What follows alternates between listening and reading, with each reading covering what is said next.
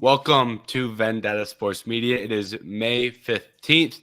Today in the seats we have myself, James Herrick, Jay Walker on this side. I always get it wrong when I point. How you doing?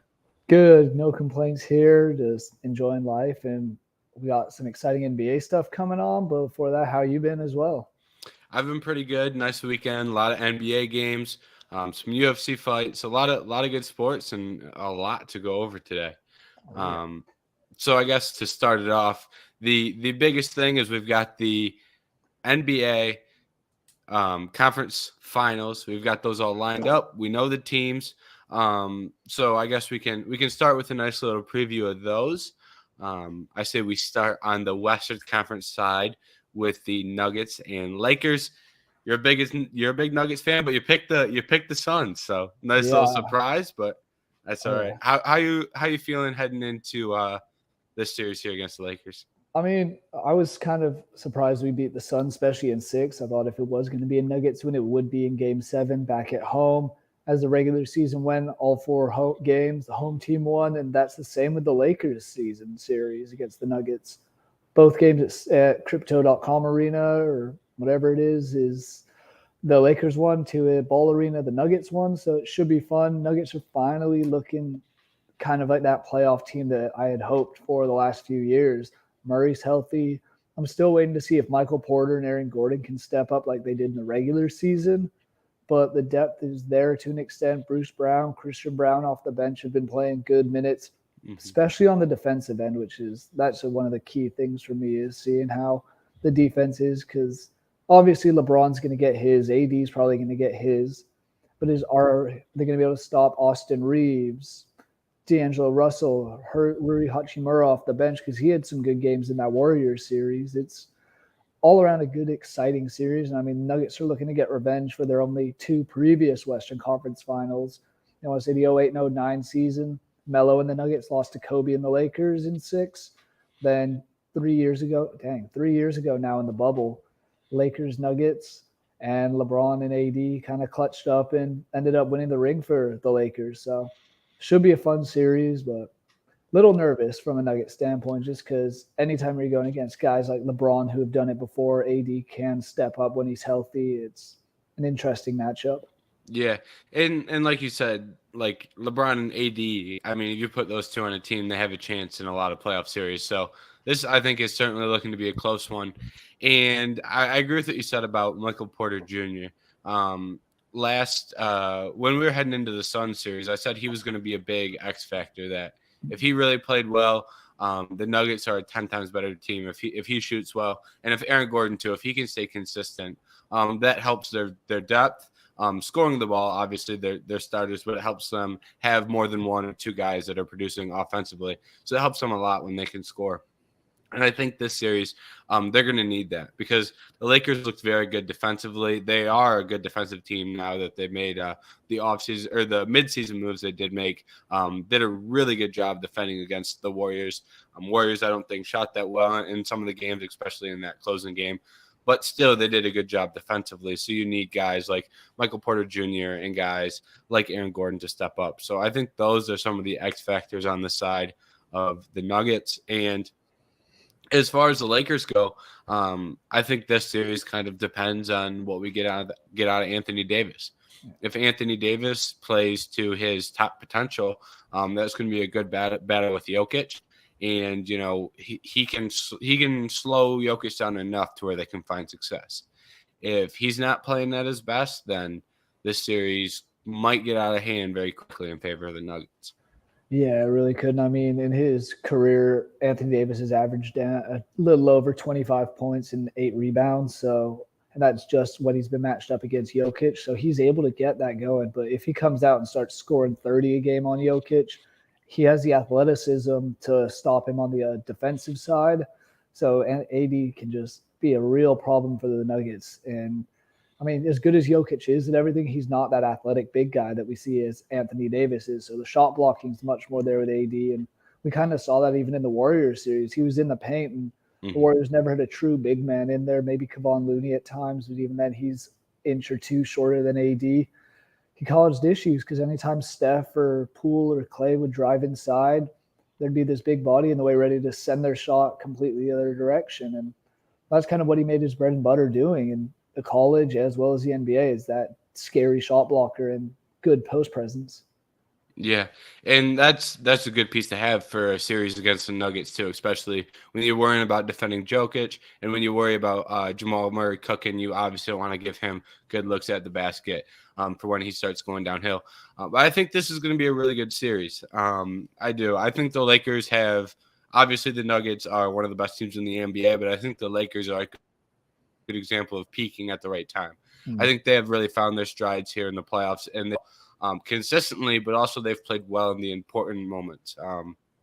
They did a really good job closing out that Warriors series. LeBron had a really good game there. And not only that, but they did a good job closing out that Grizzlies series. There were some moments in that Grizzlies series where the Grizzlies could have had a little bit of hope, but the Lakers shut them down. It seems like every time that there was some optimism that the Grizzlies could kind of climb back into the series. So I think the Lakers are playing very, very good basketball at the moment. So I do think this will be an interesting series. I think this is probably the series that I'm looking forward to a little bit more out of the two, just because I'm very interested to see how this plays out, because I could see it going a lot of different directions. No, absolutely. I can see both teams winning in complete different styles. I could see it being a 5-6 game. I could also see it. My prediction will probably end up being a 7-game series, and comes down to that home court advantage. I think at times it's going to be interesting because we've seen LeBron and AD, and this is just something I've had in the back of my mind. They've been playing a lot of minutes in all these games. LeBron obviously getting older, still a great player and all that. AD had a little bit of injuries here and there this postseason. Are they going to be able to do that going from sea level to altitude after playing pretty much all their games at a low elevation? And that was always the thing with the Nuggets in the mellow times. They'd run and gun and just try and wear teams out in the playoffs. And Kobe, for example, he wasn't able. That wouldn't happen to him in the Lakers. He'd make sure his team was well conditioned and all that. So if LeBron is doing the same thing, it's going to be a very difficult series. And I'm just glad we don't have Mason Plumlee this year, because I think that's what I was talking to someone earlier about the series from the bubble. And realistically, I could have seen the Nuggets winning that series if AD doesn't hit that buzzer beater in game 2 over Plumlee to kind of give the Lakers momentum. Mm-hmm. Yeah, and to your point, I think that it helps that the Lakers have so much depth too, because even if they don't have like this outstanding bench, they have guys that can come in and play well to the point where there isn't a huge drop off. To where if they need to rest their starters, obviously LeBron and AD are on a different level. But if they need to rest some of their starters, they have no problem bringing in the bench unit. No problem shifting some offensive load from guys like D'Lo to guys like Schroeder. Reeves will get hot for periods of time to where it kind of spreads the offensive pressure, which helps with fatigue as well. So I think they're a team that is I don't know if I should say well built in that regard, but I can see them having a little bit more success dealing with the altitude in comparison to some other rosters. Yeah, I would have said like the Suns. I think that was their big issue against the Nuggets, is they just didn't have that depth, especially after Chris Paul went down and Ayton got hurt a bit. It was just kind of, what can KD and Booker do? And I don't think that'll be the case. The guy who I'm interested to see how he plays for the Lakers in this series, honestly, is Jared Vanderbilt, because he's been pretty good defensively, but virtually non-existent offensively. Mm-hmm. Nuggets are the highest scoring team in the playoffs so far. I want to say I saw something today. They have the highest offensive rating, while the Lakers have the highest defensive rating. Are the Lakers going to be able to trade some of that defense and say a guy like Vanderbilt to bring off a guy off the bench and have more offensive going without it kind of backfiring? It's just another question I have for that. Mm-hmm. That's a good point. And I think Matt left a comment on one of the daily shows that I think it was, I want to say it was me and Anthony. It was either me and Anthony or me and Jeremiah were doing the daily show. And Matt talked about how well Vanderbilt did playing on Steph. So it's like he has done very well. And he's been tasked with tough assignments too. So I'm not sure what that will look like for them matching up with the Lakers and who they decide to stick him on, obviously. And that could change because it'll probably depend on who gets hot. At the same time, like his defensive presence is like he I don't know if he can take out the matchup is I'm kind of at this point, but the matchup probably won't be as easy for him to find someone that he can really do good work on defensively, even though he's not a great defender. Yeah, I'm kind of trying If to. that makes sense. Yeah, it does. I'm thinking he'll probably end up getting matched up with Michael Porter and or Aaron Gordon. Just depends on who LeBron ends up covering, and it's kind of the thing that I would lean more towards him and Michael Porter kind of going at it, and LeBron and Anthony and Aaron Gordon, just because LeBron's a little bit bigger, a little bit stronger in that aspect, and Gordon's a physical player, whereas Porter's kind of more pull up and shoot and that kind of thing, similar with what Steph Curry is to an extent. And we saw how Vanderbilt did against him. So if he can shut down Michael Porter, the Nuggets are going to have a hard time with it just being Jamal Murray and Nikola Jokic. Mm-hmm. Yeah, that's a good point, especially because we talked about that earlier too, about how Porter can be an impact player in the series. So if he can shut him down, that would be very, very meaningful for that Lakers team. So he's another guy that was on the Nuggets at one point. My prediction here for sorry, I was going to say he was. Go ahead. All right. I was just. I'll let you go. No, yeah. All right. He was a Nugget for a little while, Vanderbilt, as was Malik Beasley. Then the other side, you got KCP, who was a big part of the Lakers in the past few years, who's now playing on the Nuggets. So a lot of back and forth, a lot of players going around. So it's going to be fun, and some good blood between the two teams. Mm-hmm. That creates some like interesting dynamics too, where it's like your old guy that used to be on your team that you gave up is now, potentially playing a big role in the playoffs, and that may come back to haunt some teams. It may come out to hey, maybe who knows? But that could create some.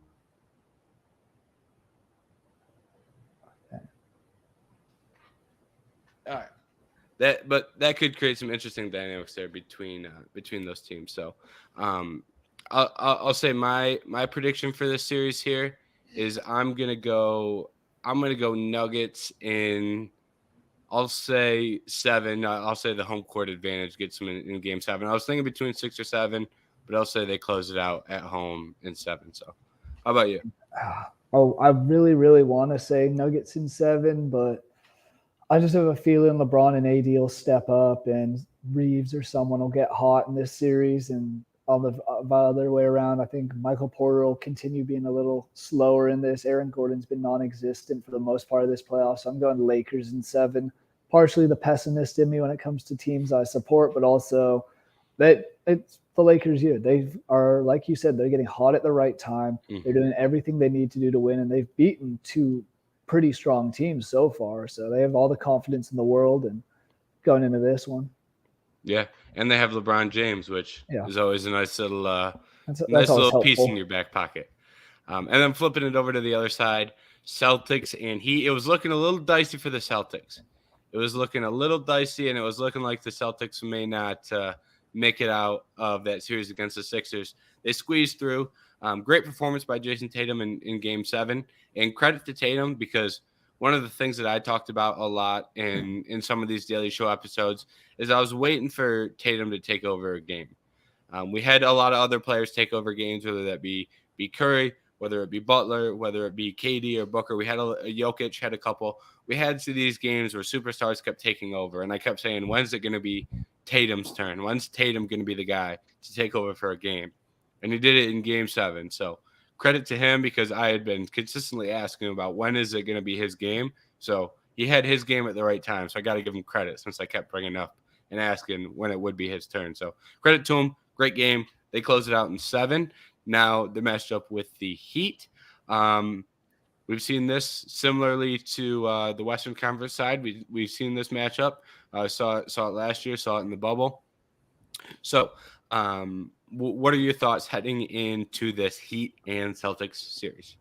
Oh man, coming into this, into these playoffs on the East side, the only team, if Milwaukee somehow messed up, which they ended up doing, I thought the winner of that Celtics and Sixers Eastern Conference semifinal would be that team that comes out of the East. I'm a little less confident now, but I still do think I like the Celtics more. I think they're defensively, they've shown that they can guard all five positions. Al Horford's been a little iffy at times, but that was because he was against the reigning MVP, who, side note, he completely sold in that last game, Embiid, as did James Harden, which I think we'll touch on the Sixers in a little bit, more of their stuff. But Mm-hmm. Jason Tatum, like you said, getting hot at the right time, and a guy like that can cancel out anything Jimmy Butler does. It's then who do the other guys? What do the other guys do? Or Kyle Lowry, how's he going to match up? Is he going to help as much as say Jason or Jaylen Brown and the other guys on the Celtics? It's going to be an interesting series. I would lean towards the Celtics right now just because they are the higher seed, but going to game 7 probably takes its toll on teams at a time. And I think the Heat are just riding such a wave of momentum, winning in 5 against the Bucks and then going and winning they won 2 in the Garden. So that's a big boost for them as well. Mm-hmm. Yeah. And that point about like other players stepping up, that was the thing that Miami needed consistently the last series was for role players to step up. And they did. Like guys like Caleb Martin, guys like Kyle Lowry, Duncan Robinson played his best basketball that he's played all year, came out of absolutely nowhere. So some of these guys stepping up, Bam had a couple nice games, but Bam's more than a role player, obviously, but he did, play a role in that series, obviously. But it's a question of how long can that continue for? I'm not sure how long some of those guys can continue to produce at that level when we're all the way into the conference finals. And at the same time, if those guys produce at that same level, do you trust those guys to continue producing, or do you trust the guys that Boston has for rotational pieces? Do you trust guys like Marcus Smart, or not? Maybe not rotational, but outside of your superstars. Yeah. Do you trust the guys like Marcus Smart, Brogdon, Derek White? I tend to lean with the Celtics guys, and on top of that, they're also the better defensive team, and they're starting to play with their lineups a little bit more. We've seen the 2 big man lineup a little bit more, which I really like. They may wean away from that a little bit, but we'll see how the Horford Bam matchup looks like. We'll see how much they need Robert Williams on the floor. I obviously think you should keep Robert Williams on the floor often, but maybe they decide to wean away from that a little bit more than they should if Horford's doing well on Bam. So we'll see how the lineups themselves play out, but I think the willingness to go more too big just is like another piece in this that I think really helps the Celtics in this series, and they can obviously wean away from that whenever they want to. So they kind of have that versatility. Yeah, and that's like another one. I didn't watch as much of the Eastern Conference playoffs in this last round as I did in the West, but after Bam, do the Heat really have another good big man that can match up? Would say if Bam and Horford go off the court, Robert Williams comes in for the Celtics. Do the Heat have someone like that who come in? Not really. Not really. It's like the Heat don't have, they're just not a deep team at all. And even some games, like Bam doesn't play the greatest. Bam had a couple of games where he disappeared a little bit. I think that was a little bit earlier in the series, but there were some games that he didn't play well. Heat are bringing Cody Zeller in. Oh yeah, that's right. For they're giving Bam about they're giving Bam 40 there. So that's what he played in the closeout game was 40. And hey, I'm a big Time Lord guy. I just think it's interesting how they can play with his role and change his role depending on the series. So that's one of the reasons I like the Celtics. But yeah, if you're matching up like Robert Williams on Cody Zeller for large periods of time, give me Time Lord in those matchups 10 out of 10 times. Oh, 100%. It kind of seems like it'll be a mismatch in that aspect for it. But the other aspect of this I'm looking at is coaching side. Eric Spoelstra, we've seen him win 4 or 5 rings as the coach of the Heat. He knows how to get it done and knows how to get it done with his back against the wall. Similarly, on the other side, we got Joe Mazzulla, who hasn't necessarily been there all that much. Was he the coach last year for the Celtics? No, this is yeah, that's right. So it's that experience on the coaching side. It could be a slight advantage for Miami, but I mean, Boston, their whole thing is just they just seem like the better team. They were the 2 seed for a reason. They'll have the home court advantage. And Boston sports fans, after the Bruins go out in a game 7, they're determined to not let any home court have any home losses anymore. Yeah, my only issue with the Celtics is I agree with you on the Missoula point. I think he's obviously not as experienced and not as good of a coach as Spoelstra. But the other thing that really worries me is that one, I've underestimated the Heat pretty much the whole playoffs. Just me personally, I've always counted them out of series they were not out of, and I don't really want to do that again. And at the same time, the Celtics have kind of played to the level of their competition. So it's like they could have gotten the Hawks out of there earlier. They could have played better in some of those mid-series games against the 76ers to not make that series so close. So it's like at times where the 76ers should be pulling ahead and really taking a big lead in a series, they just don't do that. And it's like the Heat are not a team that you can't play down to their level. If you play down to their level, then you have someone like Jimmy Butler elevate them above you, and before you know it, you've lost the game. Yeah. And if you keep them in a series, the last thing you want to do is let them stick around in a series by squeezing out a couple games that they really don't have business winning. So that's something that does concern me with Boston, and that's not really something that even pops up in like the X's or O's. It's just like, oh, we're not playing well today. We didn't show up today. There goes the game, which concerns me personally. Yeah, and I mean, if it's a game like that where the Celtics do struggle a bit and they're kind of almost give up a bit, and the Heat go on a run in that game, even if they're already looking like they're going to win, that's just such a big momentum swing, and it shows to the Heat, oh, we can play with these guys. They're no better than anyone else we've played at all in this playoffs, and confidence in the playoffs is very, very important. And the Heat are flying high with a ton of confidence at the moment. Obviously, beating the Bucks, beating the Knicks, it's an exciting team, and this kind of gives me March Madness vibes of like that Cinderella story team that you keep thinking their run's going to end, but it just keeps on going. And I think if they can steal one in Boston early in one of those first 2, very, very good for the Heat because they've locked down at home this playoffs.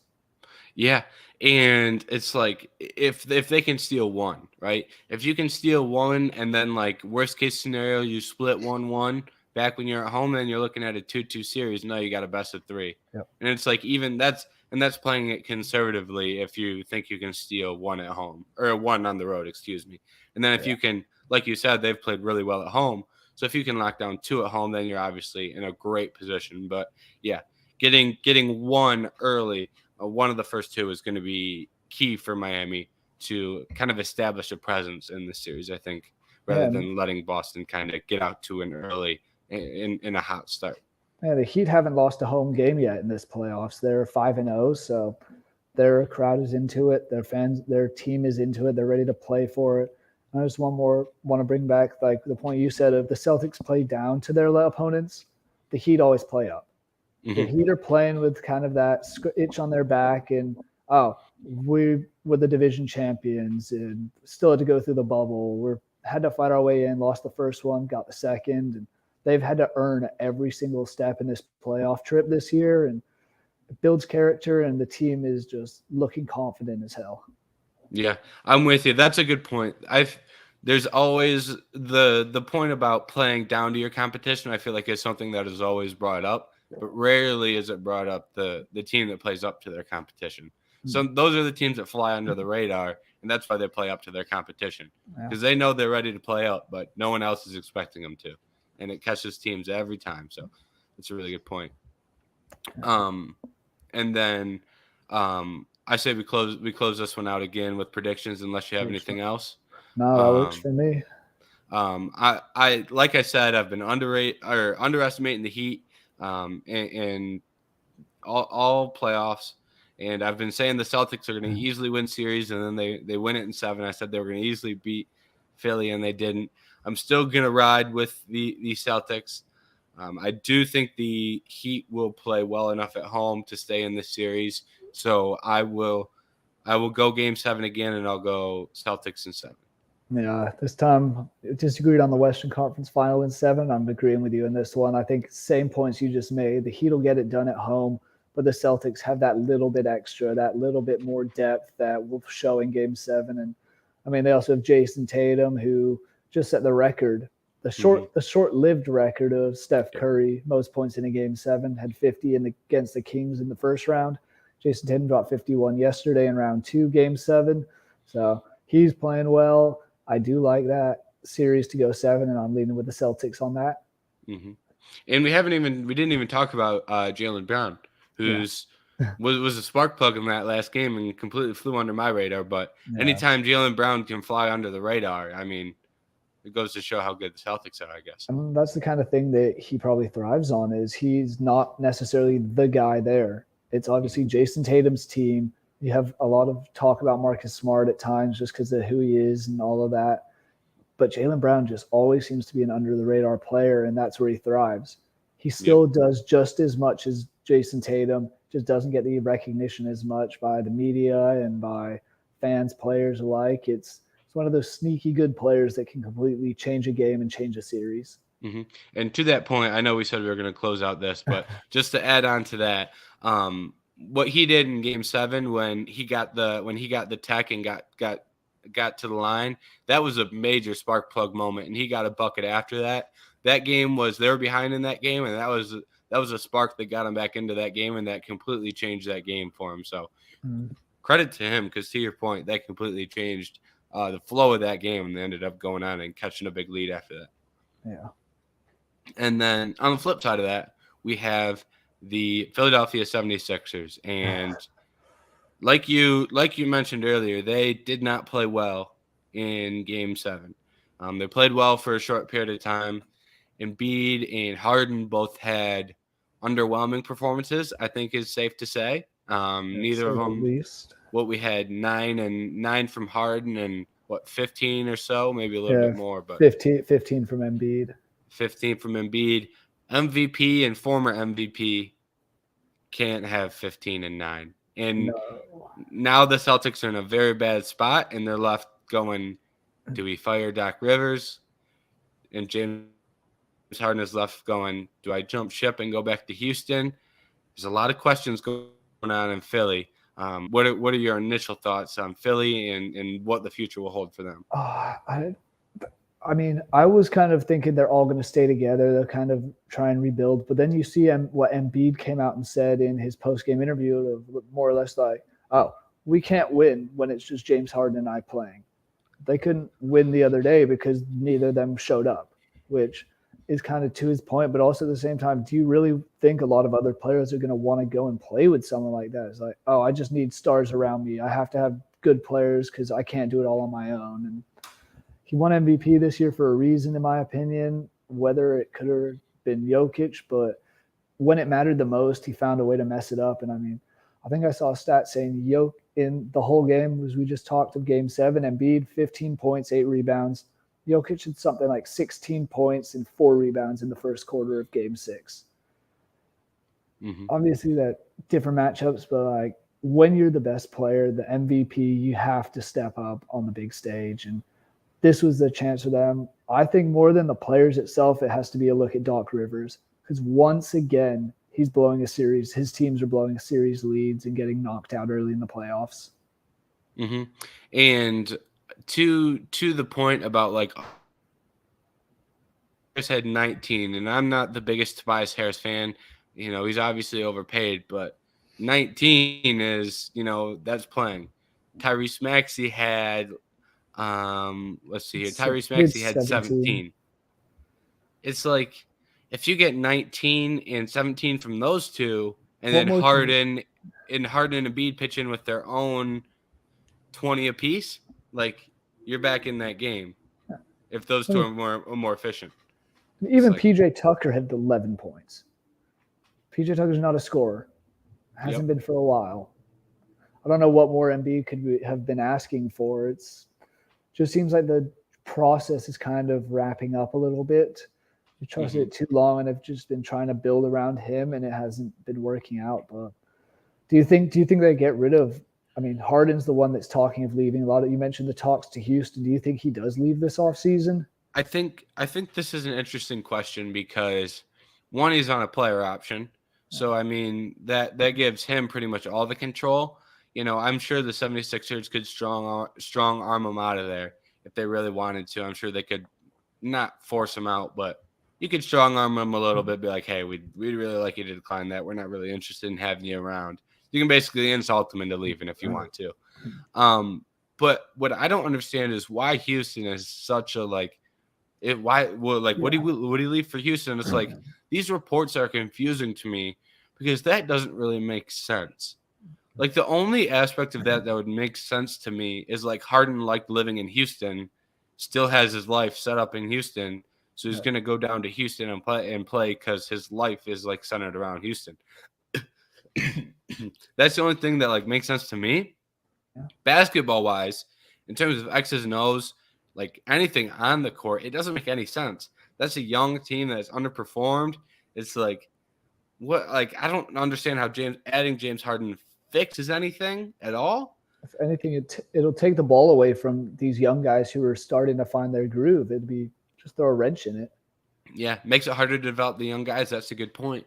I think the only way you can justify it is like if they win the lottery tomorrow and end up with Wembanyama, then you're looking at a situation where, hey, we got this, young guy who we think can be generational, so we're going to add another win now talent around him.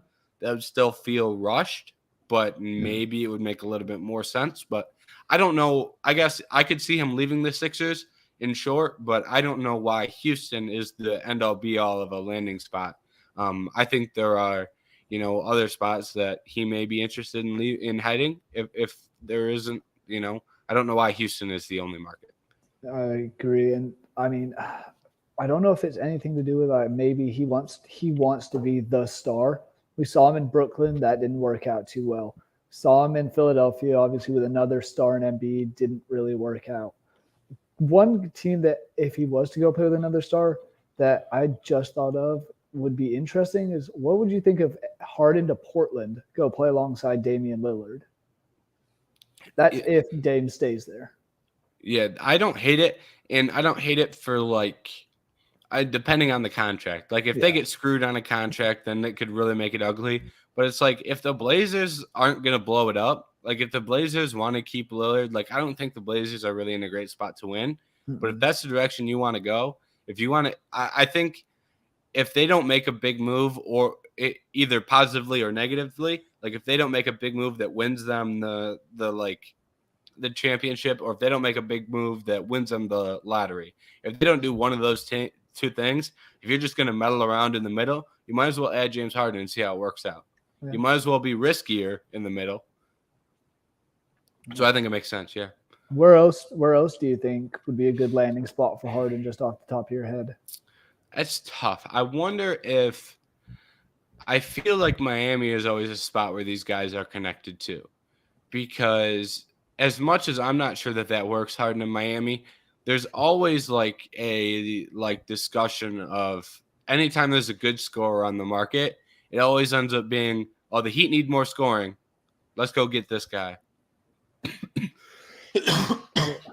No, 100%. But that may be an option if they decide. Yeah, there's a few. Miami would be interesting because him and Jimmy Butler would be a good duo, and we just talked about how in this playoffs they have had some of that depth, but it's like not super deep team. They just have those role players that step up. You throw another star into the mix, and obviously they have Tyler Hero who's out at the moment. That's a scary front three. Hero, Harden, and Jimmy Butler. Yeah, but the counterpoint to that would be, he was supposed to be that guy for Philly, and he wasn't. Oh, yeah. So it's like maybe teams aren't willing to take that risk, but I could see a team like Portland being the team to take that risk. So, I mean, I like the point you said of if Houston gets Wembanyama, then go for it. What about the Spurs? Spurs go out, win the lottery, get Victor Wembanyama, and then try and sign James Harden in free agency. Kind of just go for that random, almost rebuild, but at the same time just try and win now mode and just see what happens. Kind of just throw these pieces together because still have Popovich. Oh, no, wait. Yeah, don't they still have Popovich? Yeah, I think so. I was pretty sure, unless for some reason I had a second of hesitation that I thought he retired, but no, still have Popovich. He's one of the best coaches of all time. he'd find a way to make it all work, and Harden wouldn't necessarily have the off-court antics that we've seen him have in Houston and other big cities. So I think that'd be an interesting one. Him in San Antonio with Wembanyama. I know Chickster is a diehard Spurs fan and a diehard Harden hater. So, God, I don't know why I'm coughing so bad. All of a sudden, I It's just all got like a good. massive coughing spurt. All right. But for Chickster, absolutely loves the Spurs, absolutely hates Harden. So I'd love to see his reaction to that His news. reaction to it. Yeah. But yeah, I don't hate it. I don't hate it at all. I think that could be a spot where what the hell? I think that could be a spot where it makes sense where you get the young guy and you've got the cap space and you can take that risk because if it doesn't work out, you still have the championship window with Wembanyama afterwards. And you can move on in a year or 2 years if it doesn't completely work out. So I think for a team that is kind of in that range, I think it could make sense. I know like you want to get a second star around Wembanyama, so maybe you don't want to immediately win because you still want to play with the lottery. But I think Wembanyama is good enough to kind of take you out of that lottery position and before you like have another star on your team. So I do think it would make sense to add someone, whether it be through free agency or whether it be someone like Harden, regardless of how you add them. I do think it would make sense. Yeah. I mean, I guess that's another question. We've talked about Wembanyama numerous times on this show so far. Where do you think is the best fit for him? Because, like you mentioned, the draft lottery announcement is tomorrow. We'll find out who gets that first pick, and I want to say it's either the Rockets or Spurs have the best odds at it. But do you think there's a better place for him? Do you think he'd fit in elsewhere? Yeah. Cross my fingers we get Detroit. Cross my fingers we send him to Detroit. I am a Detroit Pistons fan, but I love the idea of him in Detroit.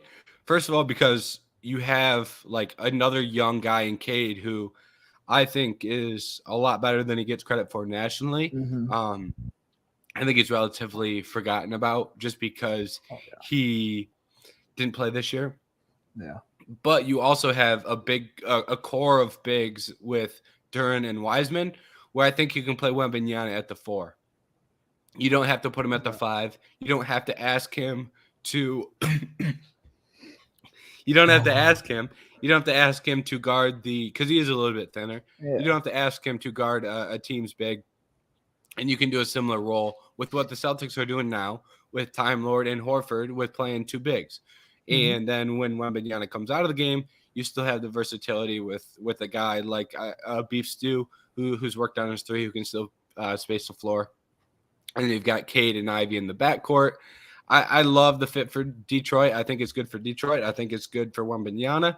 I think it makes a lot of sense with not only the roster that they have put together. I think he can slide right in. So I'm a biased Detroit fan in this instance, but I do think the X's and O's line up for him to slide in very well into that roster.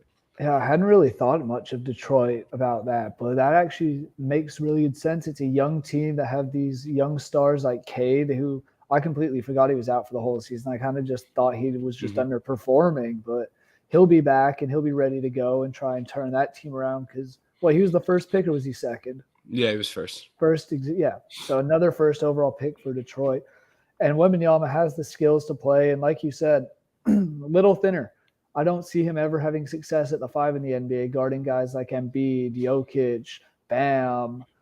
All those guys are going to kind of just body him around and push him. But getting him at the 4 where he can stretch the floor, and he can guard the 4 as well. So 7'4", he's kind of got that. He's that perfect built for it. Kind of the guy I was thinking of a comparison almost to is Kristaps Porzingis when he came into the league. How he was a little skinnier. He's definitely built out more now, but he was always at that 4 as a 7'2" guy. Yeah, and I think that makes a lot of sense for a team to play him at the 4. And so I wherever Wembanyama goes, I think it will end up working out though. I think a team would have to horribly mismanage that situation for it not to work out. But I cross my fingers for Detroit. I do think it'd be fun to see him with the Spurs to see how Popovich uses them. So that'd be another cool landing spot. I just have one other one that I want to throw out just for kind of, I think it'd be just fun to see. Orlando, get him and Yep. Paolo teamed up. That'd be a Hmm. fun little duo of young future stars. And the way they use their bigs with length too, it'd Yeah. just be interesting to see how they mesh all those guys together. A lot of good young talent. So I'm with you. I'm with you on the Magic too. Um, and we kind of talked a little bit about the downfall of the Sixers a little bit.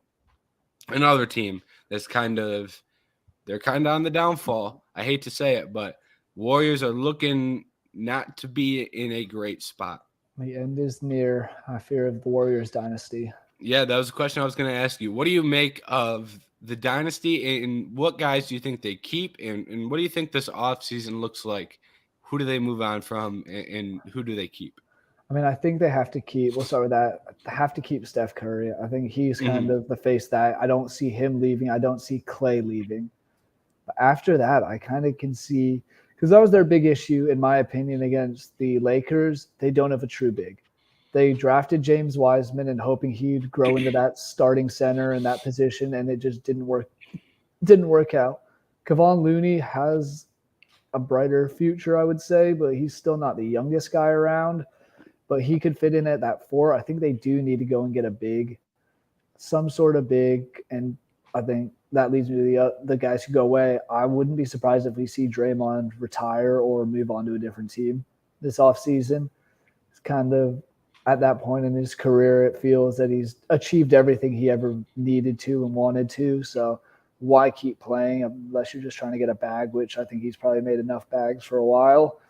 But that's the one guy I'm interested in seeing go. And then along with him, Jordan Poole potentially, because he was great in the regular season, absolutely collapsed in the playoffs. And he might be like a scapegoat kind of retreat or get rid of him like the scapegoat of the team. But I could see him moving on elsewhere as well, get out of the shadow of Steph and Clay. Hmm. Yeah, I agree with those points. The only thing that I think makes this hard is the contracts and the money, Yeah. because they're over the luxury tax, so it's like they don't have much cap flexibility at all. And the only guy that's notable that's on an expiring is Draymond, and he's got a player option. So Draymond could accept the player option and be there next year, and all these guys I don't know who would come calling to take any of these guys off the Warriors' hands. It's like if Draymond decides he wants to come back and he's going to accept that player option, they can't trade him. Yeah, there's nothing they can do about it. Yeah, and no one's going to take 23 million. They're 23 million. They're paying him. Clay's got 1 year left at 43. I don't think anyone trades for that contract, even though it is expiring. They just re-signed Jordan Poole. He's getting 34. Oh, that's right. They gave him a fat contract last off season. Mm-hmm. So it's all these guys. Wiggins, I don't hate the Wiggins contract. I think Wiggins probably is at fault of not playing for the majority of the regular season, then hopping back in at playoff time, because what he did last year in the playoffs was outstanding and very underrated reason they won the chip. So I like Wiggins on that team, but I don't know how they make any moves this year. So I think they try and run it back, whether it's glued together, with weak glue, and it might fall apart again. But it's I don't know what they can do to change this team really, unless a team like the Suns wants to get off 8 and bad enough to where they take a contract off the Warriors' hands. That may get it done, but otherwise, those, maybe they wait out a year and then let Clay and Draymond walk if they don't perform next year. I think that may be the route they end up taking. Yeah, no, that's actually a very good point. The contracts, it's like they can't really get rid of a lot of these guys, and maybe it's just try and run it back, and if it doesn't work, tank maybe. But I don't know. It's going to be interesting to see what they do because they still have. I mean, anytime you have Steph, he can single-handedly win a team 50 games in a season. Yep. And they can contend with him in the playoffs. It was just everyone else around. And I'm still, like I said, the big concern for me is they don't have a true big. And that had never been a real issue for them in the past in their title runs. But this year, it just felt like that was what was missing, in my opinion. Mm-hmm. And if they let go of Draymond, maybe they decide they need to go get a. I like Looney, I really do, Yeah. but like if they wanted to, if they want a true big, maybe they go after a guy like Aiton. I'm not sure who else would be available this summer that you could go get. I'm Mm. sure you could get Aiton, and you could probably get him at a reduced price. They haven't been shy of that kind of project before, whether it be taking a guy like Aiton, taking a guy like Wiggins, who had a little bit more success. I feel like was in the league a little bit longer. Someone like D'Angelo Russell, who was in the league a little bit longer, success regardless. But they'd taken these kind of high picked guys that were early, kind of said, "Come to Golden State." Whether it worked or didn't work, I think they've shown the willingness to kind of take that project on. No, absolutely. It's going to be interesting to see what happens in the offseason for Golden State. But I mean, Mm-hmm. do you think with it being, if the dynasty does end this way, do you think they're happy with everything that's happened before? Or do you think they're like, we wish we got one last run in with it? Mm. Or do you think it's like a disappointing end to it? I feel like it's a disappointing end, but I also feel like that's just the nature of sports. Yeah. I don't like that. This is how almost every dynasty ends. Like outside of like a handful of dynasties, outside of we're both big combat sports guys. Most fighters go out with their back on the canvas and they're looking up at the lights. That's just how most guys go out, and that's how most dynasties go out. Losing in the playoffs to teams they probably could have beat if everyone involved was in their prime. So I think this, they're probably disappointed. That's not to discredit everything they've done because they are a dynasty, and that word, is not a light word. They were a dynasty, but I'm sure they're disappointed with the way it went out. I'm sure they would have liked to get one more, but it's kind of the nature of the sport, I guess. You don't really get that opportunity to ride off in the sunset. No, absolutely. I mean, it would have been nice if they had ended last year and then kind of dismantled the team for them, but no, you played to win. Yep. And sure enough, they thought they had the best chance of doing that this year, and it just wasn't to be. Came up against a better, more motivated team, in my opinion.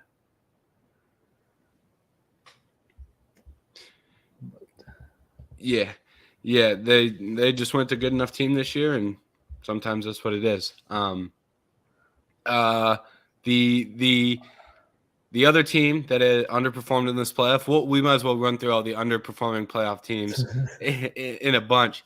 But the other one, the Phoenix Suns, they go out, they trade for KD, and they don't get out of the second round. I mean, simple as that. If you're trading for KD, you got to get out of the second round. They decide to fire Monty. So I guess we'll start with the Monty firing. I think I think we talked about this, where if they lose this series, Monty could be in some trouble. Come to find out, he wasn't a lot more trouble than we thought. They get embarrassed in Game 6 and they let him go. So, what are your thoughts? Would you have made the move? Honestly, yeah, I probably would have. I mean, you look at it wasn't just that they got blown out in Game 6 to end their season this year. You look at Game 7 against Dallas in the playoffs last year, and they were also beat by like 30 at home. Something had to give after they made it to the NBA championships and lost to Milwaukee. And I think it was the time to let Monty go. I think this team is going to change so much in the offseason, mostly because they sold their soul for Kevin Durant. They got rid of their entire bench. It felt like the majority of their role players. And to bring in one guy, which we've seen before in the NBA playoffs, you need to have some sort of bench help. It can't just be relying on three guys, two guys, even in the Suns' case at times. I will say, though, they were a little unlucky. Chris Paul getting hurt, DeAndre Ayton getting hurt.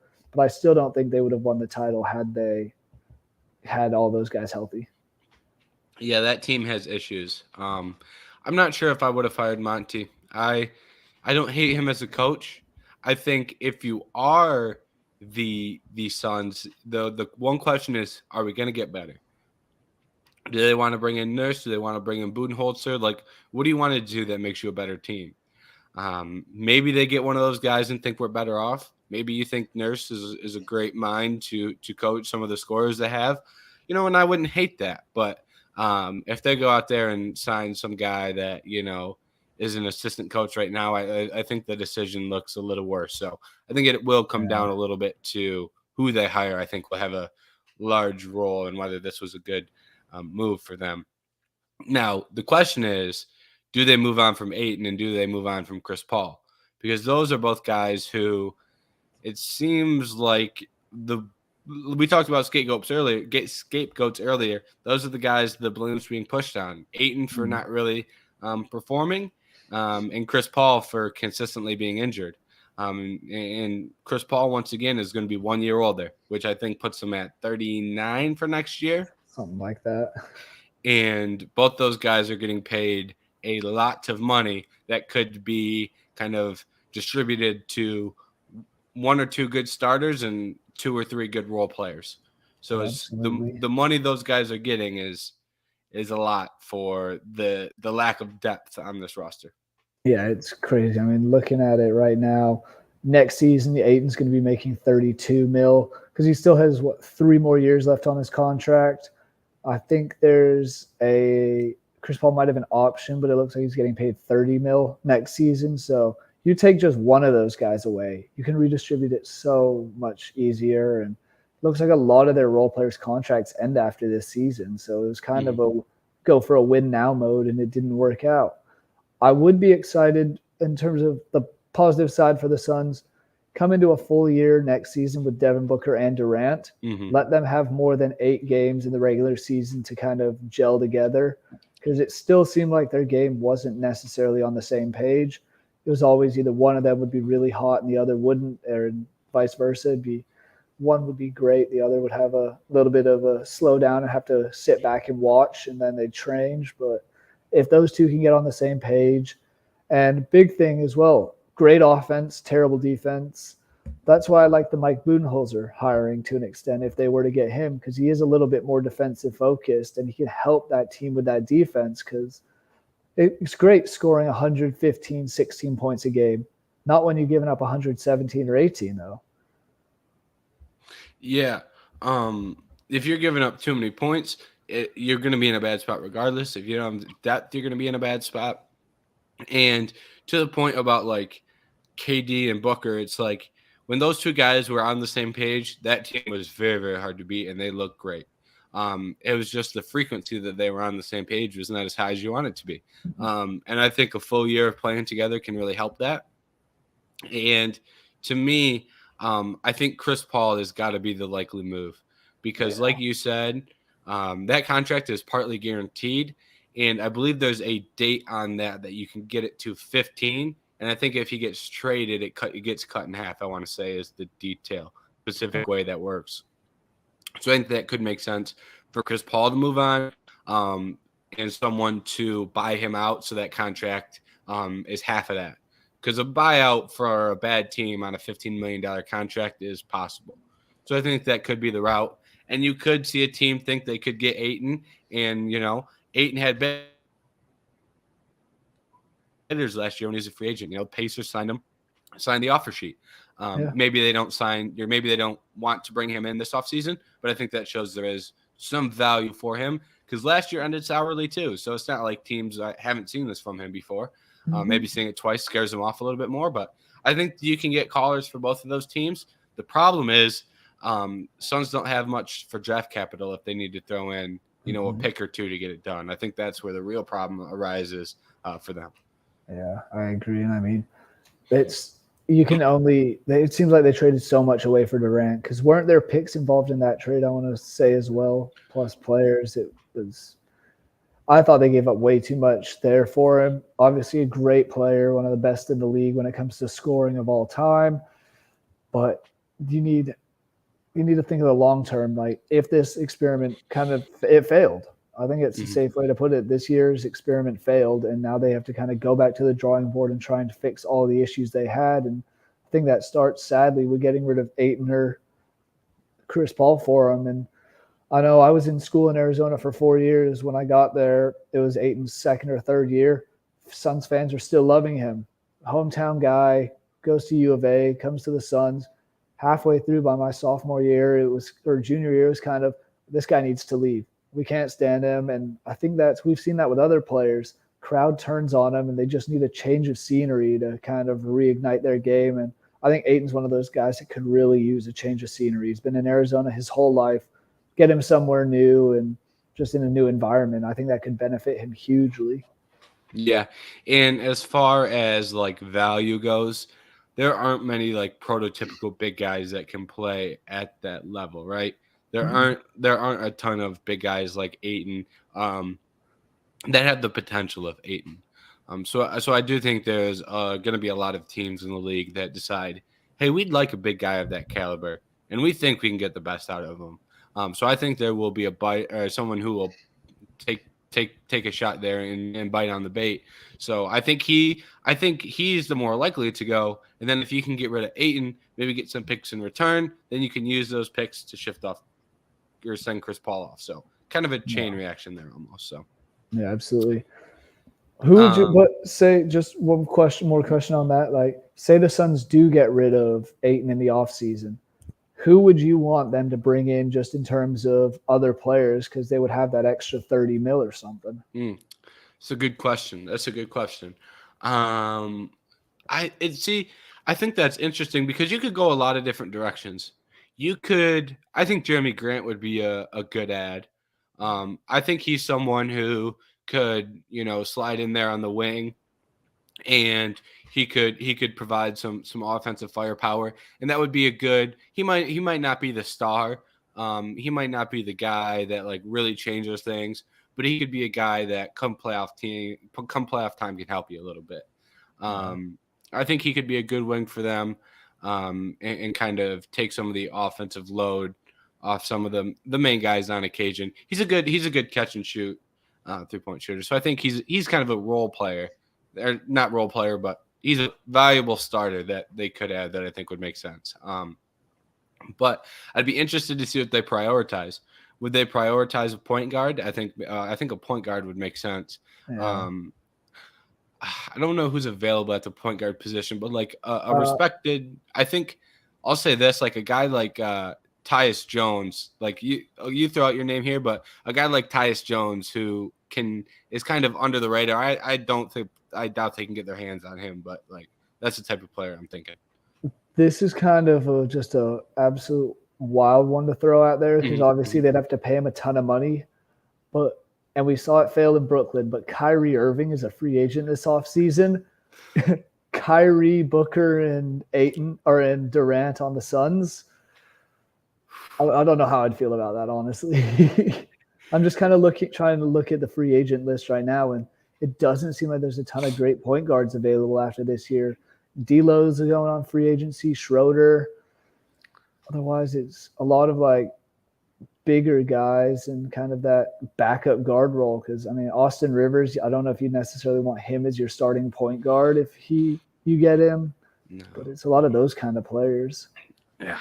And they would need a point guard too. If Chris Paul is gone, they would need one back. They need some. They don't have a backup point guard right now. That's good. No, they don't. They need a point guard even if Chris Paul is gone. If on the team, they need a point guard. If Chris Paul is gone, now you need two. Yeah. So hopefully they could get one in a trade, whether it be for Aiton or whether it be for Paul. But that's an interesting team. That's a team. They're going to do something this offseason, good or bad. They're going to do something that really surprises people, I think. Yeah, and I mean, looking at theirs, they have 9 guys who are free agents of some sort this offseason, including Torrey Craig, Bismack, Terrence Ross, Josh Okogie, all free agents. So I don't know how much cap space they have at the moment. So it's going to be interesting to see what they do and how they keep. I feel like we're going to see a very, very different Suns team come the beginning of next season. Okogie is one of their best defenders too. Yeah. So bad. Losing him, they're going to give up even more points again. It's going to be tough times to be a Suns fan, but I can see it working itself out in the end with Durant and Booker. If you have those two, you're as dangerous as any team. Yeah, you just need to find all the pieces around them. They'll have a chance if they can bring in the right pieces. They will definitely have a chance. And then the other big NBA news story is not as fun to talk about. It is quite newsworthy. We had Ja Morant on Instagram Live for a second time flashing guns around. Obviously presents an issue because not only is he flashing guns around on Instagram Live, but this is the second time. Yeah. When things happen for the second time, it's even worse than the first time. So we're in a bad spot. We're in a bad spot for Ja. It's not looking good for him. Yeah. The one thing I will say is like, I think in a lot of these situations, it's because you're hanging around with bad friends, all right? I think in a lot of these situations, you're hanging out with the wrong people and you end up doing the wrong thing. The thing that really caught me off guard was that the guy in the video, the guy who was filming it, was like the responsible one. He was like, "Oh, we can't be showing that on Instagram Live," and he tried like putting the phone away. And I was like, "So is this just Ja the one?" Because that's always the thing. It's like, "Oh, I hang out with the wrong people," but I'm like, maybe Ja's just the wrong person. Maybe he's Yeah. not hanging out with the wrong people. Maybe he is the wrong He is the one. wrong. Yeah. I don't So know, because I mean, like you said, happens once. Okay, you can write it off as a mistake. Maybe it's just bad timing and all that. Happens a second time in the span of 2 months, because it was in March that he got caught in Denver with a flashing a gun. Then you know it's something on the actual person. And this is, I mean, I live in Tennessee now. I'm in Nashville, but I hear about Memphis is still a really rough and tough area. That's why the grit and grind Grizzlies were so big down there, is because they embraced the city. John Morant feels like he's trying to be a product of his environment to an extent and try and be that gangster that they need him to be down there. And it's just, when you're making that much money and you're kind of based on your personality and your skills, why are you waving a gun around? I just don't understand it. And I mean, we talk about all the other issues and politics and everything with guns and all that lot. You hear enough of that every other week. This isn't the time to ever be doing it. And I think that's part of like the big issue, is that there's so many other issues surrounding guns going on that Ja is kind of like, oh well, it's no big deal. I'm gonna just keep doing what I'm doing, and that's why he's gonna get hit with I think a hefty suspension this season. yeah, probably. I think he will get hit with hefty suspension, and I completely understand why. The other thing is, this is the him flashing guns on Instagram Live is compounded by the alleged stories of him getting into a fight with a teenager at a pickup game. Is compounded by one of his friends allegedly pointing a laser at like Pacers team officials. So it's like there's other issues at play too. It's not just two Instagram Live videos. No, There's other issues at hand as well. Yeah. I mean, you look at, so I'm going to use LeBron as an example. He's always surrounded himself with good people and a good small circle around him. It doesn't seem like Ja is doing that. It seems like to an extent he let the stardom get a little bit the best of him and just hangs out with everybody, and not necessarily the best thing for him. But it's sad because he is such a fun player to watch, and he's a really good player as well. But I mean, mark it now, Grizzlies are going to be the best team in the league for the first half of the season if it's a half season suspension, because don't know why, but it just seems like they are a better team without Ja, and I wonder if that has anything to do with his off-court stuff and his personality. I mean, we saw it last season. They went on a run when he was injured, won like 12 of 13 or something. Then this year they did the same sort of thing when he got hurt and suspended. They won on a winning streak, so maybe everywhere he goes, he might be the issue. Mm-hmm. And you know that may be true. And the hard part is you don't really get to test it. Like if you're Memphis, you either have to move on from your best player, hypothetically. You either have to move on from John Morant and test that theory, or you have to keep him around. There is no. You don't get to dip your toes in the water. You either have to full send it or not send it at all. Yeah. And it's not an easy decision to make, because if you're Memphis and you trade Ja, just hypothetically, and then he turns things around, that's one that you're gonna look back at and hate. And it's like you're probably not gonna get peak value for him either. Like you're not gonna get a Rudy Gobert for a first round pick trade because of the issues that are going on. So you probably wouldn't even get, like, in comparison to other star players, you probably wouldn't even get a great package. So that's a tough situation for them. And I think this is a situation that if they don't get it sorted out, this could really hurt what looks to be a Grizzlies team with a lot of potential. It looks like the Grizzlies team has a lot of talent and a lot of potential, but it just seems like players, whether it be Ja or whether it be a guy like Dylan Brooks, it just seems like something just comes up and they keep tripping over their own feet, despite the talent on the roster as a whole. Yeah. Well, I guess that's another guy you can bring in, like Dylan Brooks. Do you think it's all of this stuff plays off between all of them? Do you think it's just kind of that Memphis Grizzlies team chemistry is just a little rough and they want to be those tough guys? Because, I mean, we saw Dylan Brooks talking his shit all season to people, and then he gets whooped in the playoffs and shoots 0 for 13 or something. Mm-hmm. There's probably a culture thing going on, and the best thing the Grizzlies could do would be find Udonis Haslem, find that guy, whoever it is, find that vet that it wants to take these guys under their wing, because there's gonna be a vet out there that says, hey, you give me the last man on the roster, and I'll basically act as a coach. Find that guy. I don't know who that would be, but there's definitely a player out there that would, sees Ja's talent and says, let me go in Memphis. Let me be in that locker room. Let me try and sort things out. There would definitely be veterans that would raise their hand for that job. And that's what they need. And hey, they might need more than one. They may need 2 of them or 3 of them, but it's worth a shot. Yeah, I mean, it really is. It's like you brought up Udonis Haslem.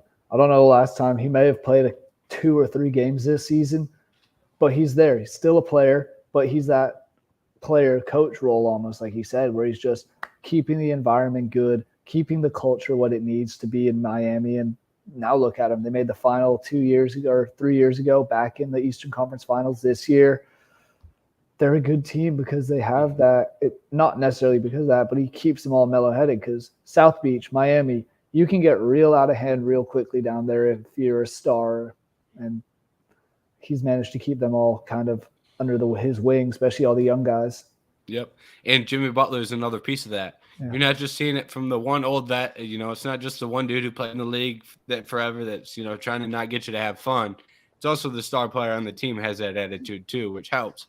So it's not a one-person thing, but like, if you can get, I don't think Ja is ever going to become Jimmy Butler level mentality. I don't think that's ever the case. Either. But can you get it? Can you get Jaren Jackson to have that? Because Jaren Jackson's a big-time player, right? And he's the next best player on that team aside from Ja Morant. And if you can get him to have that attitude, maybe you can get it to rub off on some more guys and have a little bit more of a trickle-down effect. So maybe Jaren Jackson's the dude you need to try and get to become that big veteran presence. Not to say that Jaren Jackson's a bad guy or a bad teammate, but he could be that guy that could be kind of the best player on the team and be that role model and that leader. So maybe less of a his mentality change, but more of a get one of those guys to a leadership role on that team. No, absolutely. It's going to be interesting because, I mean, I've seen anything from like a 10-game suspension for Ja to a half season to a 50-game suspension. What do you like? Obviously, we don't know all the exact details, just based on what we've seen and heard and read. And how long do you think Ja is going to be suspended for? Oh, I know it's a tough question because that's a tough question. But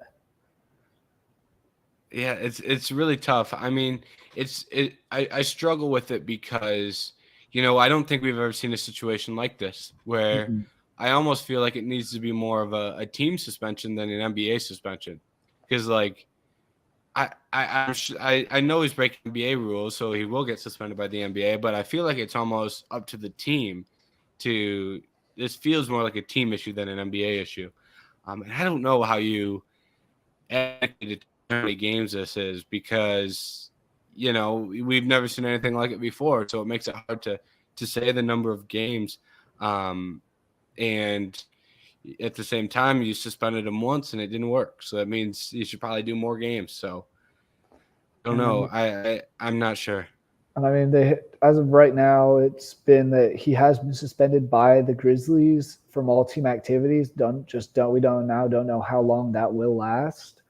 But it's a really sad and really interesting kind of situation that we find him in. And hopefully he figures it out and comes back because, like I said earlier, when he's on his game, so much fun to watch, such an entertaining player, and he can be a real star in this league.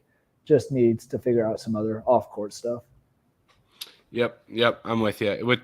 It's sad and disappointing because you want him to play well, and it's disappointing because you hope he wouldn't make those mistakes that he continues to make. So sad and disappointing would be my words to describe that. Yeah. And we're out of the NBA weeds, and we got one. So I said we switched over to some UFC talk because Oh we're yeah. both two guys on the UFC side of things, and there's nothing like talking some fights. So Oh, it's a good um, time. did you watch the fights this weekend? And Uh, what was your impression? so I watched the majority of, or I watched like most of the main card. I didn't see.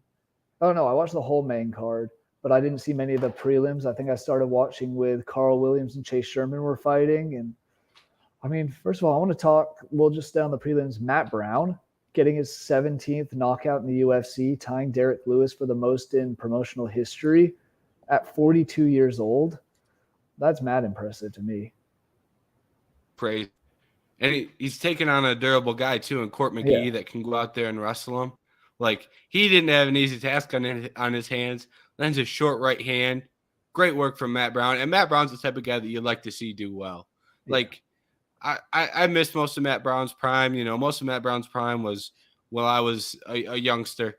But he's a guy you like to see succeed, and he went out there, put on a great performance, ties the UFC knockout record. And here's a prediction: Who do you think ends off with that record? Oh, I mean, Do you think I'm it's gonna Derek lean. Lewis? Or do you think it's Matt Brown? Because they're the two that are tied, and they're both selected. I'm gonna lean with Derek Lewis just because it seems like Matt Brown has a little bit too much injury issues as of late. I know he even came out and said he wants to keep fighting until he's 50, but it's those injuries that might stop him a little earlier. So that's the only reason I'm gonna lean Derek Lewis. Also, it's heavyweight. I feel like if it's a knockout king, it's going to be a heavyweight one way or another, just because that's what they do for the most part, except for one guy who we'll talk about who fought on the main event on Saturday. But yeah, so I'm leaning with Lewis. What about you? I'm with you on Derek Lewis too, because I think he's at a point in his career where he's probably going to fight some guys that aren't the best roster. I think he's probably going to be in a position where he gets a couple guys that are, not best, that try and prop up some guys. He's on the downswing of his career. And I think he'll catch a couple more people with some knockouts before he gets out of there. So I think Derek Lewis would probably be my lean as well. Yeah, it's either way. Who doesn't love a good knockout in the UFC and anything? And we saw a lot of those, a lot of finishes in that whole Charlotte card. There was a point where I was thinking of driving over from Nashville to go to it. Didn't end up getting the time off work. Didn't get around to it, but would have been an entertaining card because, I mean, first fight we got a submission, then a 14-second knockout, and then kind of kept going from there. Yeah. What did you think of the whole card is like overall? Yeah, I thought it was a great card. I mean, like you said, entertaining as a whole. But like I get real interested in like the prospects really interests me on this card, whether it be Ulberg, Gary, Almeida, Johnny Walker, ex prospect now kind of, just hanging around he's in a weird spot. He's getting there. Yeah. Some old guys, whether it be Matt Brown, whether it be Tim Means. I liked a lot of this card, and the fights delivered. We had a lot of fun fights. So fights that interested me. We had a lot of fights that delivered with action. The only fights I thought the Johnny Walker fight was a little like, what's going on here? It was strange. Yeah, it felt like you kind of knew what was going to happen from the get-go. It seemed like he was going to, after that first round, it seemed like he was kind of going to just walk all over Anthony Smith and just not get him out of there because Anthony Smith's one tough dude. But it was just felt inevitable, and it was just a matter of time for them to get to it. Mm-hmm. I have two questions off the back of that fight. One, do you think Anthony Smith should retire? Because that's something that I've been battling with personally, and I've gone back and forth a little bit. I think it's a tough question. That's why I asked, because I don't know the answer myself. And the other one is what you want to see next from Johnny Walker. I mean, I'll start with the Anthony Smith one, even if that one might be a little harder. I'm not really sure. Because how old is he now? Is he 30? He's in his late 30s, I want to say. He's 34 and he's had 58 professional fights is the problem. Yeah, so he's had a long career. Honestly, looking at the guys ahead of him, I don't see him ever really. I felt like this is kind of his last run. I don't think he's better than any of the guys ahead of him. Alexander Rakic, Jan Blachowicz, Ankalaev, Prahovic, and Jamal Hill. I think he loses to all of them. I mean, now he's lost to a guy who's ranked 2 spots below him, so maybe it is actually time for him to hang it up. I wouldn't mind seeing him get one more fight, just kind of see if he can go out, get a win, go out on his own terms. But I do think he has maybe one more fight left in him. Mm-hmm. That's kind of what I thought as well, because like to me he just looked so flat in that fight. Like I don't think we saw the best version of him in there on Saturday. That's kind of what made me think of the question. But give him one more and see if he can bounce back, because he was coming back off injury. So maybe that had something to do with his performance. But his performance and his mix of like being the tough guy who's been in a lot of hard fights and a ton of fights in general makes me worried, and it takes its toll. Yeah. Yeah, and I mean he was an entertaining fighter, but to me he didn't look as motivated after that first round. He kind of was like, "Oh, I'm just in here. I'll just try and cash a check," and went about business and didn't really put in too much of an effort. And Johnny Walker's the last guy you had that game plan for. If you get Johnny Walker hard enough on the chin, he can go down. Like Johnny Walker, it's not like you're in there against another durable guy. It takes one punch to get Johnny Walker out of there. As we saw Jamal Hill do. Yeah, Jamal Hill got him bad. But credit to Johnny, he's come back good. Three straight wins, so he's bounced back well for himself. But he got caught bad by Jamal. Yeah, but I mean, I guess that brings up that next question that you posed of who does he fight next, and what is it? Does Jan has a fight set up, doesn't he? I just don't know the landscape necessarily of the light heavyweight division at the moment. I know Jamal Hill and Yuri Prohova are going to be fighting each other. At least, hopefully, they're fighting each other. Nothing comes up and breaks that up. But I wouldn't mind a guy like Rakic or even maybe Jan Blachowicz if he has it, because those are guys that, I mean, in Jan's case, he was the title. He was the champion for a little bit in that division. Obviously beat Adesanya in his defense, and give him a guy like Johnny Walker. This is a real test for him against a guy that's been to the top of the mountain.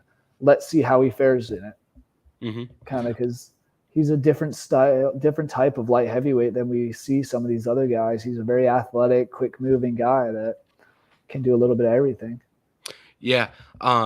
So right now at the top of the heavyweight division, I know they're looking at doing Jamal and Yuri for the title, but that's the only fight that's like even rumored. Okay. So I don't even think they're looking at other fights. Okay. The only other book guy off the top of my head, I think they've got Roundtree and Crute booked down at the bottom half, and Craig just got a fight booked against Andre Muniz at 185. So 205 is pretty open. So I like the Jan Blachowicz call. I think that makes sense, because if you can go out there and beat Jan Blachowicz, you deserve a title shot. And Johnny Walker, I think it's a good story going in terms of, hey, this guy was the top prospect, came around some hard times, evolved as a fighter, gotten better. And he can put on entertaining fights. Sometimes they're a little boring, either all entertainment or all boring, which is kind of interesting. I shouldn't say all boring, but you know what I mean. The fight with Thiago Santos was very, very bad. That was one of the worst fights I've ever seen. Not great on the eye. The sleeper here, I think that I saw some people talking about it on Twitter, but one that I think could happen is him versus Alex Pereira, because Pereira's moving up to 205, and it doesn't look like they want to give him the immediate title shot. But business-wise, Alex Pereira makes a lot of sense, because like, you want him to fight for a title. He's one of the he'll as he enters 205, he is the most well-known guy in that division when he enters it. Yeah. And so you want him to fight for the title. You don't want to give him an immediate title shot, but if you match him up with a 205er that he can beat, that garners a title shot, that is Johnny Walker. If you touch Johnny Walker on the chin, he goes down. Alex Pereira 10 chin, and if he beats Johnny, you can say you beat a top guy, he gets a title shot. And then you're doing the winner of Yuri and Jamal is now fighting Pereira, and you have a chance to prop up your heavyweight champion. Or Pereira becomes your heavyweight champion. So I Yeah. think that may be the route they go. And another side note, that's the same thing they did when they booked him against Sean Strickland. They said, who's the highest ranked guy that Alex Pereira can beat that we can justify a title shot for Pereira? Sean Strickland was the perfect answer, went out there and knocked him out in the first round, and he gets a title shot. I think they do the same thing. Honestly, I like that call. And give me those two Brazilians. Give it me a fight in Rio with those two on the card. That would be just a fun, entertaining fight. And because both of them would go at each other swinging, and we know Pereira can catch people, and we know Johnny Walker gets caught at times. So, like you're saying, if they want Pereira to move up in that title contention, give him a guy like Johnny Walker to go at, which is unfortunate for Johnny, but also gives him a target on his back to prove, yeah, I can still do it. And in the other way around, if he does fight Alex and does beat him, it's like, oh shit, you just beat the former middleweight champion and a guy who we thought was going to run into the 205 division in ease. Shit, you get a title shot instead. Yep, exactly. That's a good spot for him to prove as well. And, in terms of risk reward, there's a lot of risk, there's a lot of reward, but Pereira's also coming off a knockout, and it's his first time in MMA at 205. So you may be able to catch him at a good time. I think I'd rather fight him now than another time. You know what I mean? Yeah. Once he's used to the weight class and all that. But I agree. There's another one I want to talk about, like who's kind of on a roll at the moment, was Ian Gary. He looked pretty solid against a tough dude in Daniel Rodriguez, and I went on a limb and put like a $5 bet down on first round knockout like 10 minutes before the fight. That was nice. That was a nice little pay right there. But he looked good. He looked good in that one because, I mean, whatever his last fight was that went the decision. It was Song Kanan. He got him. I think he knocked him out in the third. But it was that was the one where he almost got caught. That's where he right. gets hit and almost gets knocked out. Yeah. So yeah, he bounced back from a little bit of a lackluster performance in a big way against his first ranked opponent in D-Rod, who was 15 at the time. I've now puts Gary into the rankings, and I love his call out of Neil Magny. Yep. I think that would be a fun fight. Yeah, I'm with you. First of all, on the performance, I respect the hell out of this performance because, first of all, that was the first guy to ever knock D-Rod out. Yeah. D-Rod got submitted once. That was the only time he was finished. He goes out there and knocks out a guy who's never been knocked out. You get credit for that. And he did a great job setting up that kick, too. He talked about it I think he talked about it in the interview. I know he talked about it in the post show a lot. Throwing the body kick to kind of hit the arm or hit the body. And that keeps that arm down from using it offensively. And then you get him to block the kick, and then you're going upstairs. Textbook stuff. And his kicks aren't his best weapon. His hands and his boxing combos are much better. Not to say his kicks are bad, but what stands out to me in his striking is his 1-2 hand speed, length, power in his hands. So you go out there and get a head kick knockout over a guy who's never been finished. Now we're talking. That's really impressive. Neil Magny call out, I love it too. The reason I love it is because, A, that fight makes sense. You're testing yourself against the gatekeeper, like he said. This guy's been the gatekeeper, so let me go fight him. That's who I fight next. I fight the gatekeeper. Yeah. He knew that, and he calls out the guy that they against. So now that fight's probably going to get made because he made the most realistic call of all time. So credit to him. Great performance, great call out. I say they booked the fight. Yep. And, I mean, there's only one aspect of Ian Gary's game that holds me back from saying he could be a true legitimate title contender in this welterweight division, and that's his ground game. We haven't really seen him have to do much of that, and I know he's another Irish guy, similarities all of the time. He gets compared to Conor McGregor. Conor didn't have as strong a ground game either. He was all known for his knockouts and that. Comes against this guy called Khabib, who I guess had some pretty decent wrestling, but no, all jokes aside, that's the one thing that worries me about him, because you look at the top of this division, Colby Covington, strong wrestler, Kamaru Usman, pretty strong wrestler. We saw Leon with some decent wrestling against Kamaru. And then Hamzat is a good, strong wrestler as well. It's for him to make that next step up to that next level. I think he'll have to improve that aspect of his game a bit, but it's also at the same time we haven't had to see it very much. So UFC is doing a good job with his matchmaking, in my opinion. Yeah, and you undersold the welterweight division grappling too. You can keep going. You can Oh, keep going. 100%. It Whether it's goes much Bilal, further. Gilbert, Sean Yeah. Brady. It's like there's It there's a isn't long just list. those guys. Yeah, Yeah, it keeps going because I mean you even have Vicente Luque, who definitely reaching further down his career, but he was a strong wrestler for a long time and still probably is. So that's and why I like. that's why Neil Magny's the perfect test. Yeah, Yep, I'm with you. I'm with you. Hopefully they book that fight, and it sounds like Ian Gary's going to slow cook his way to the top. It sounds like that's his plan. He said he wants one more in the 10 to 15 range, then he wants two in the 5 to 10 range, and two in the top 5. So makes sense to me. Build your way to a title shot. here's just an idea for the card for it to be on. We've got the trailer for Tough 31 this past weekend. Michael Chandler, Conor McGregor. Apparently they're going to be fighting. I don't know if anything's actually booked or not after, but I didn't think so. But the main event, get Ian Gary, the other Irishman, against Neil Magny in on the main card lower down. What a time that would be. Yeah, I'm with you. The sneaky thing is he said he wants to fight 2 more times. Ian Gary's basically like, hey, I want to stay really active. Yeah. If you do it quick enough, you could get him against him against Neil Magny, and then you can get the one after that on the counter card. So then he's even a bigger star. So if he wants to work fast enough, he's going to get every opportunity in the world. It sounds like.